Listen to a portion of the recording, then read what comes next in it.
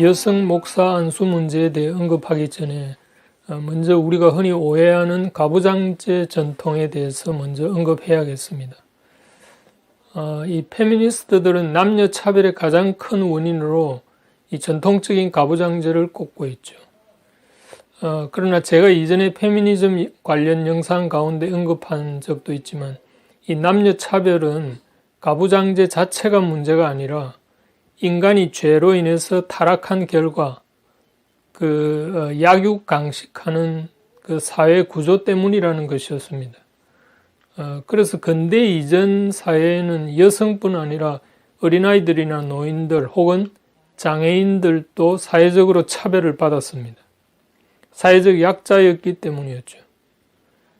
그렇기 때문에 인간의 그 죄성으로 인해서 제도가 악용되다 보니까 이 약육강식의 사회 환경 속에서 그 여성도 약자 그룹에 속하기 때문에 차별받은 것이지 가부장제 자체가 남녀 차별의 원인인 것처럼 생각하는 것은 본질을 잘못 짚었다는 겁니다. 사실 따지고 보면 원래 가부장제는 창조 질서이고 성경적 원리입니다. 그래서 남편이 아내의 머리됨을 언급한 수장권이나 또 아내는 남편에게 복종하라는 말씀, 또 여자들이 교회에서 잠잠하라는 이 사도 바울의 권면은 하나님이 세우신 가부장적 질서를 대변하고 있죠.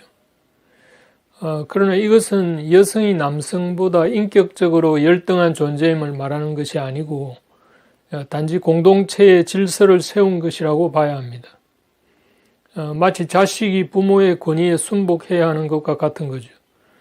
이 자식이 부모에게 순종해야 한다고 자식이 부모보다 인격적으로 열등한 존재가 아닌 것처럼 이 아내가 남편에게 순종해야 한다는 것도 아내가 남편보다 인격적으로 열등해서가 아니니까요. 그러나 동시에 성경은 남편에게도 아내 사랑하기를 제 몸처럼 하라고 말합니다. 그래서 일찍이 전통적인 기사도 정신은 남자가 여자를 위해서 희생해야 한다는 가부장적 질서에서 나온 성경적 가치관입니다. 때문에 집에 도둑이 들면 남편이 아내와 가족을 대신해서 도둑을 막는 위험을 감수해야 하고 전쟁이 나면 남자들이 참전해서 피를 흘리는 것이죠. 그런 점에서 원래 가부장제는 결코 남자에게 유리한 것이 아니었습니다. 아시다시피 하나님은 태초에 남녀를 다르게 창조했습니다. 그러니까 하나님께서 남성에게 생명의 씨를 주시고 여성에게는 자궁을 설계하셔서 생명체를 잉태케 하셨죠. 더 나아가서 남성은 바깥에서 일하고 가정을 부양하는 책임을 집니다. 그리고 여성에게는 수유 기능을 주어서 아이들을 집안에서 기르고 성장시키도록 신체를 설계하신 면과도 무관하지 않습니다. 말하자면 하나님이 남녀를 생물학적으로 다르게 창조하시고 동시에 남녀의 권위에 차이를 둔 것은 인격적 차별을 의도한 것이 아니라 기능적 차이이고 또 인류의 행복을 위해서 질서를 세우신 것입니다. 따라서 남편이 아내의 머리가 되고 여성이 교회에서 잠잠하라는 것은 여성이 남성을 영적 권위로 다스리는 행사를 하지 못하도록 한 것입니다. 이것은 마치 자식이 부모를 영적으로 다스려서는 안 되는 이치와 유사한 것으로서 이 남자와 여자를 차별하는 것이 아닌 이 질서 차원에서 직분상의 차이를 둔 것으로 보면 됩니다. 그러나 오늘날 이 여성이 교회에서 교사나 전도사 심지어 목사까지 될 수 있는 것은 또 다른 문제라고 봅니다.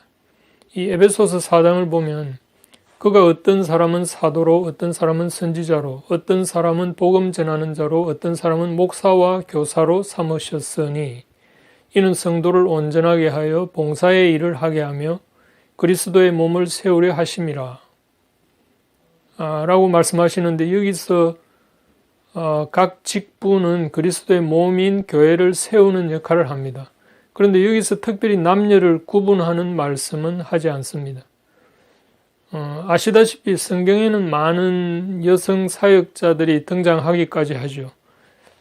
구약에서도 미리암이나 드보라, 훌다 같은 여성 지도자들이 있었고, 또 신약에서도 브리스길라나 베베 같은 여자들이 가르치는 일을 감당했었습니다.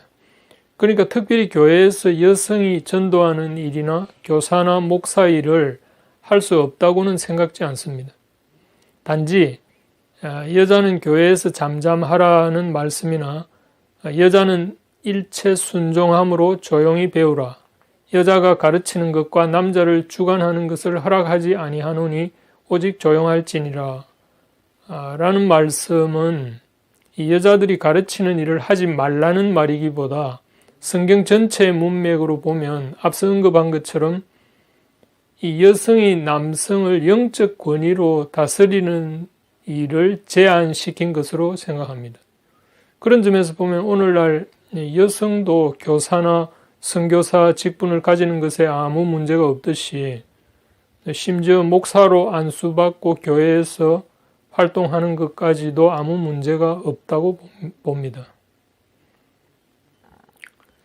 단지 저 개인적인 입장은 여성도 목사가 될 수는 있대 당회가 구성된 교회에서 여성이 당회장이 되는 것은 성경의 가르침에 비추어 볼 때 이 교회 질서상 맞지 않다고 봅니다. 물론 제 주장에는 몇 가지 전제가 있습니다. 첫째는 제가 말하는 목사라는 직분은 에베소서 4장 11절에서 말하는 것처럼 교사와 거의 동등한 레벨의 직분임을 전제로 한 것입니다. 그러니까 전통적인 한국 교회에서의 그 사제적 권위를 행사하는 목사 개념이 아니라는 점을 먼저 들고요. 둘째는 이 사도 바울이 말한 권면들은 모두 분명히 이 여성이 남성을 영적인 권위로 다스리는 일체의 행위를 금한 것인데 이것은 시대의 변화와 관계없는 성경적 원리라는 점입니다. 그런데 여성 목사 안수를 찬성하는 분들 주장 가운데는 이 사도 바울 당시의 문화적 환경을 거론하는 경우가 종종 있습니다. 그러니까 당시에는 교육받지 않은 여성이 대다수였기 때문에 이 바울이 여성의 가르치는 행위를 금했지만 지금은 여성도 남성과 동일한 교육을 받는 시대이기 때문에 여성이 교회에서 어떤 역할도 제한받을 필요가 없다는 주장을 하는 경우입니다. 그러나 저는 이런 견해는 성경적 지지를 받지 못한다고 봅니다. 성경 어디에도 여성의 교육적 지위를 거론한 경우는 찾을 수 없기도 하고요.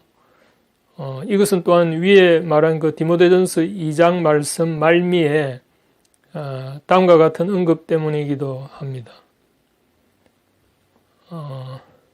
이는 아담이 먼저 지음을 받고 하와가 그 후며 아담이 속은 것이 아니고 여자가 속아 죄에 빠졌음이라. 그러나 여자들이 만일 정숙함으로써 믿음과 사랑과 거룩함에 거하면 그의 해산함으로 구원을 얻으리라. 위의 구절은 여자가 남자보다 잘못이 더 많아서 여자를 차별하는 구절이 아니라 이 하나님이 세우신 남녀에 대한 창조 질서를 담고 있는 말씀이어서 문화적 상황과 상관없이 적용되는 원리로 볼 수 있기 때문입니다. 그런 점에서 성경의 전체적인 맥락은 일관되게 영적인 권위가 남자에게 우선한다는 점이고 그것은 남녀의 인격적 차별이 아니라 공동체의 그 질서 차원이란 점입니다.